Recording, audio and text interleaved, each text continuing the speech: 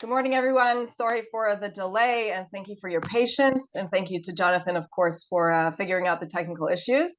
Again, my name is Talia Dako-Fleisig, CEO of the Jerusalem Press Club. Prime Minister Benjamin Netanyahu met with the United States Special Envoy to the Middle East in Washington yesterday, and today will sit down with President Trump in the latter's first meeting with a foreign leader since taking office. Of course, the two already have an existing relationship from the previous administration, but the nature of relations moving forward, as the focus on Israel remains, its wars with Hamas and Hezbollah remains to be seen. Our guest today is Jacob Yaki Dayan, a former career diplomat of 18 years. Dayan served as chief of staff to former foreign ministers Tzipi Livni and Silvan Shalom, as diplomatic advisor to the Israeli embassy in Washington, D.C., and as Israel's consul general in Los Angeles. Today, he's the executive chairman of an investment group at IVIC Limited. Hello, Mr. Dayan. Thank you so much for joining us, and thank you for your patience. Thank you very much, Talia. Because we have limited time, so I'll try to be as brief as possible and to leave room for questions. What I'll say is that today's meeting is an extremely dramatic meeting. We have a very important meeting. I think, I'm covering U.S.-Israel relations for such a long time. I think that such a dramatic meeting hasn't taken place for decades, at least.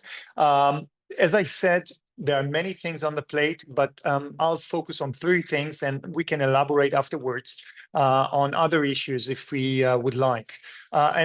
What I can say is those three issues are extremely connected. They are intertwined. So one is completing the Gaza deal, the hostage deal, call it whatever you want. The second thing is the normalization with Saudi Arabia, and the third issue is Iran.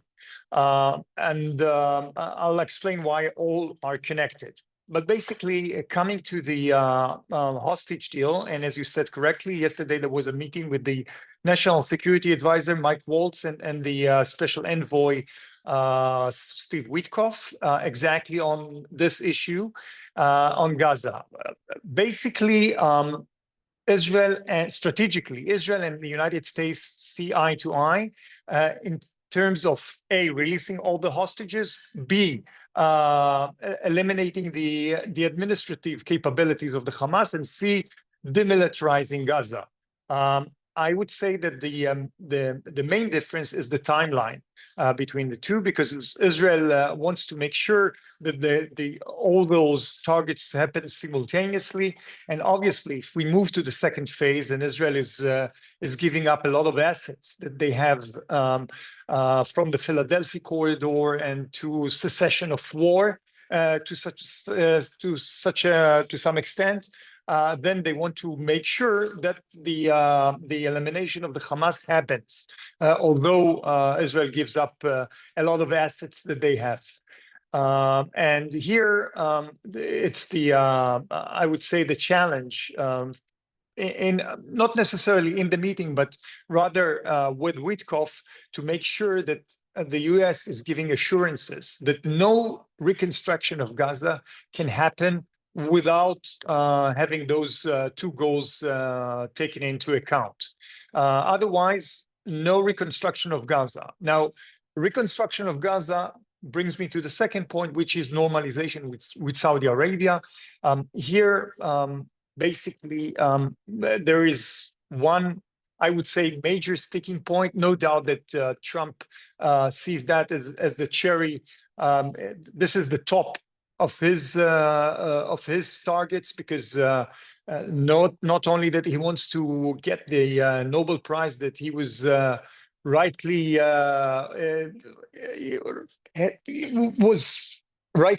receiving that in his first term, which he didn't by achieving the Abraham Accords, but now he definitely wants that by achieving Saudi Arabia.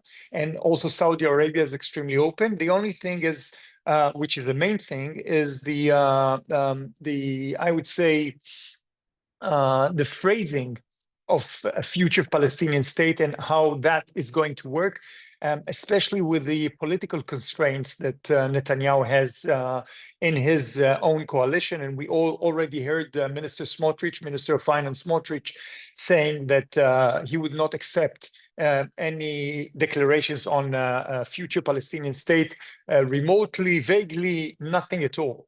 So that's Smotrich, and here, although Dermer has been, Minister Dermer has been working on this issue for quite a long time. I would say for months, on the phrasing of any future Palestinian state. This is something which is, I would say, very tricky, because no doubt that Netanyahu wants to maintain and sustain his coalition. But we have to understand, because there were a lot of rumors yesterday that Netanyahu will ask to do the Saudi thing before Gaza and before the hostage deal. That clearly cannot happen, because even the Saudis wants to see the end of Gaza. By the way, and I'm putting it here in parenthesis, I think that Israel would want to have assurances from the Americans, as they received on Lebanon, a side letter from the Americans giving Israel a permission to target any threat, any immediate threat, and to do it nevertheless, even though there is a ceasefire, yes or no, to target any threat. So basically, the war will continue in other means, in other targets. But clearly, in terms of the timeline, at least from coming from Saudi Arabia, but I'm sure that also the Americans understand that, in Israel as well, the timeline has to be first and foremost the completing and concluding the hostage deal, and only then moving to Saudi Arabia. Vice versa would be extremely difficult. I don't see that happening. Now, the third point, which is connected and intertwined, is Iran, no doubt. Iran now, they are in their lowest point ever. I mean, they lost their strongest proxies. They lost most of their air defense. They lost their legitimacy, even in Europe. We know that the support that they were giving to Russia really alienated most of the Europeans in terms of supporting Iran. So they lost their legitimacy. So Netanyahu comes to Washington in I would say, in the best time to eliminate the Iranian nuclear threat. And we already see that I would say the semi-embargo, weapon embargo that Biden imposed is already taken off the table. Already, President Trump already gave all the things that were on hold, and more is supposed to come. Now, I would say that the differences here are that Trump said when he came, and we heard it in his inauguration speech, that he comes here to finish wars and not to start new ones. And basically, Israel thinks that this is the high time with joint forces with the Americans to eliminate the nuclear military threat. Now, no doubt that Trump understands the nuclear military threat from Iran. And as he said in his campaign, and we see that he's fulfilling all the promises that he made in his campaign. So he said that he wants to exert maximum pressure on that he wants to exert maximum pressure on Iran, and plus, which means sanctions and enforcing the sanctions. But at the same time, most probably he would want to start some kind of negotiations to reach an improved version of an agreement, a different one than Obama reached in 2015. And clearly, he understands the need to put a credible military threat on the table, just to ensure that the Iranians are moving towards some kind of an agreement. Now, here, I think that Netanyahu will have to find the golden path with President Trump, saying that even if he enters some kind of negotiations, it has to be limited in time, because obviously it's not by coincidence that we saw today in the New York Times that the Iranians are considering and moving into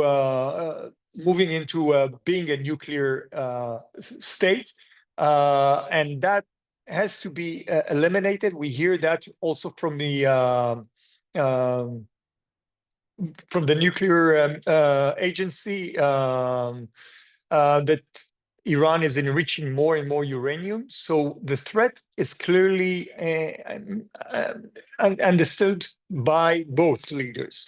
The thing is how you reach a point that negotiations and a credible military threat meet, meaning, i.e., not having negotiations for too long and making sure that 2025 would be a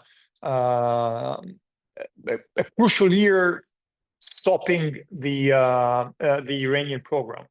And again, one is connected to the other. I would suspect that Netanyahu would even try to tell Trump, it would be much harder to do it after a Saudi deal, because it would be hard for the Saudis. So let's do the Iranian thing even before the Saudi deal and not after the Saudi deal. Let's eliminate this threat, and it would be much easier to reach some kind of an understanding agreement with the Saudis. So I would say those are the three top issues, main issues that are going to be on the table today in this meeting, but clearly there are so many other issues, and this meeting today would just open the dialogue on so many other issues, from renewing the military, the 10-year deal, military assistance to Israel that is being given by the Americans. And speaking about the UN and Lebanon, obviously is the main issue, and the changes in Syria regarding Turkey and Qatar there and their involvement in the region. So all of those issues might be on the table, but definitely at least two things are extremely urgent, I would say. One is completing the hostage deal, and at the same time, simultaneously maintaining the pressure and achieving the goals that were set for eliminating the Hamas, and the Iranian issue, because you reach this point in a very crucial time, and I think that those are the two most urgent issues, and from the American point of view, no doubt that the Saudi thing is connected. And maybe I'll mention 3 points that are being repeated by the American administration, by the president and his advisors again and again, and we should listen to those extremely careful. One is they are committed to finish or to conclude the hostage deal. The second point that they are repeating is that the Hamas will not stay in power. And the third point, which President Trump is repeating again and again, is the fact that he wants to evacuate Gazans from Gaza. We see already the pressure in the Arab countries issuing statements, and the Arab League is meeting, but Trump is very serious about that. And we saw that in the Middle East happening again and again and again. After the war in Iraq, we saw a lot of refugees moving. After the war in Syria, we saw a lot of refugees moving to other countries. So it only makes sense that they will be moving from Gaza as well, especially if you want to reconstruct Gaza. So I would say that on those issues, you have to listen very carefully to the American administration because they mean business. Maybe I'll conclude here. It was very brief. I just wanted to give the main points. And please, if someone has any questions, I'll be happy to answer that. Sure. Thank you very much, first of all, and that was very comprehensive.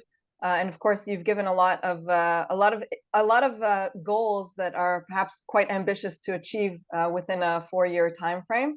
And of course, there are things that need to be prioritized for the Israelis and things that are prioritized for the Americans. Let's just start from the end in terms of Iran. You mentioned that there are kind of two levels here. There's the level of trying to achieve whatever can be done through negotiations as soon as possible, but on the other hand, Israel needs to provide its own kind of deadline before taking further action as Iran approaches closer to the bomb.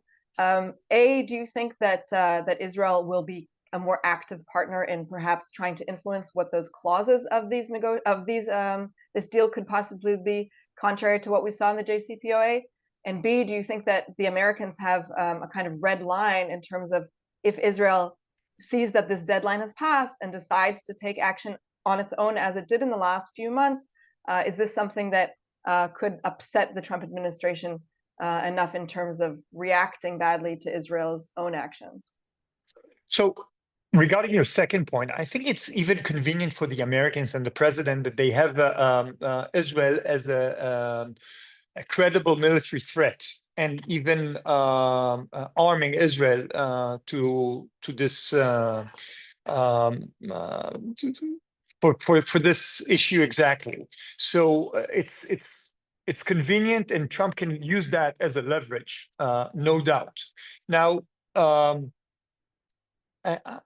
as I said, this is a challenge for Prime Minister Netanyahu to convince President Trump to limit any negotiations, because as we know, the Iranians are very good in prolonging negotiations as much as possible, and I think he understands the threat. The question is if he's willing to give the green light, and I think this is a significant, if not the most important part of the meeting. Regarding influencing the agreement, the future agreement, I do believe. I mean, there is a very close cooperation between the U.S. and Israel. That will not be discussed in the meeting, obviously, but this is exactly what the teams, the joint teams, are doing afterwards, implementing the decisions that will take place in the White House meeting. So the resolution will not go into such a depth of influencing the deal, but that's in the future cooperation between Israel and the U.S.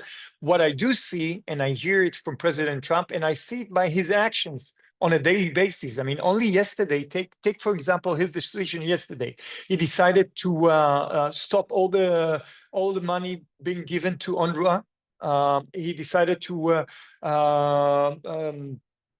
move out from the Human Rights Council, UN Human Rights Council. He decided to defreeze all the weapon that is supposed to come to Israel. So only yesterday he took those decisions, and you should have.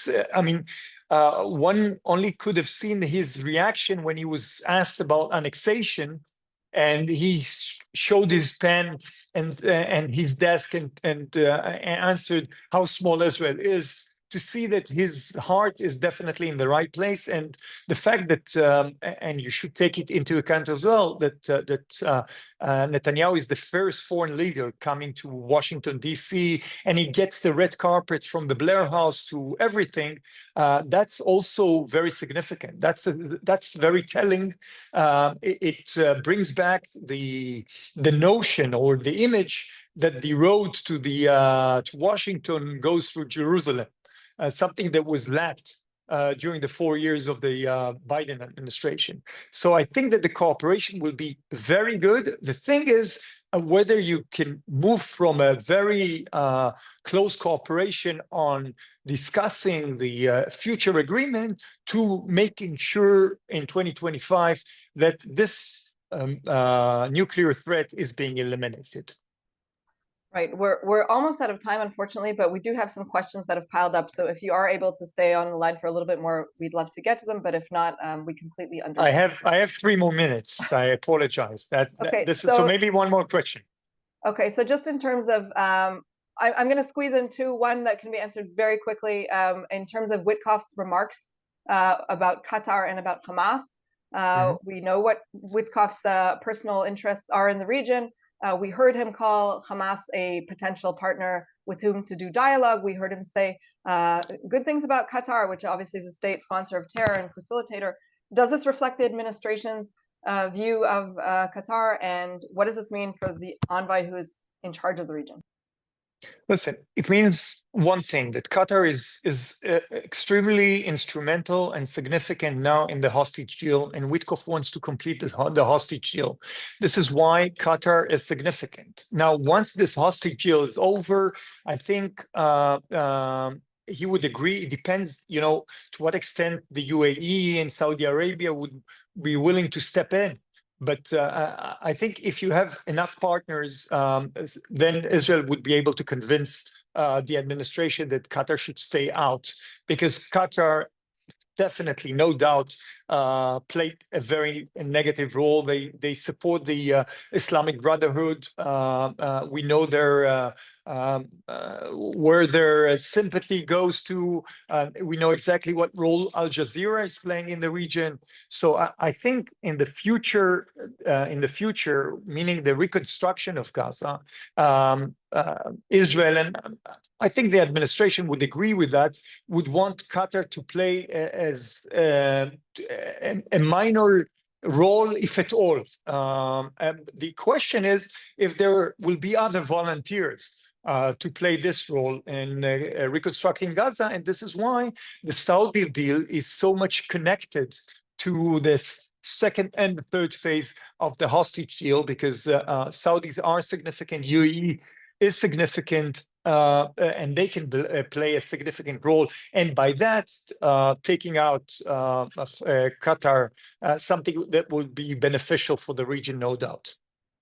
Just one last question on internal U.S. politics, which has come in. Obviously, all of these moves towards maximum pressure and towards Israel in a climate where Israel over the last year has even become some kind of pariah in other areas. Is this something that you think will impact the president's, his support domestically, not within his own base, but within the rest of Americans who are viewing, these issues closely? And obviously, you mentioned at the very, very, very beginning the issue of restricting the rehabilitation of Gaza, and if this is something that young Americans are looking at, that the president is preventing, it could be very bad for him in the polls later on. Listen, I see his first moves in the first 2 weeks. Just take, for example, what he did with the student visa in the campuses in the US, deciding to expel all the students that are there on student visa that are involved in pro-Hamas rallies and demonstrations. So I think his heart is in the right place. His actions are definitely, judging from the first 2 weeks, are in the right place. And don't forget that this is his last term. I mean, he doesn't have to be elected again. So I think he doesn't have those considerations. So he really came to shake up the world and America, and he does that in the first 2 weeks. And we see already the implications on the Middle East. I mean, no doubt in the hostage deal, even before he came into office, Trump was the X factor. And without him, this hostage deal couldn't have happened. So I really think that the political considerations will not be an issue for Trump supporting Israel. His heart is definitely in the right place, and we should expect a very supportive administration all the way. All right, so we'll end positively there. Yaki Dayan, former Israeli Consul General in Los Angeles, thank you so much for your time and your patience. Thank you, Talia. Thank you. And thank you to my colleagues, Jonathan Beck and Ali Noor, who facilitated this call. Stay tuned for our next activities as the week's news progresses.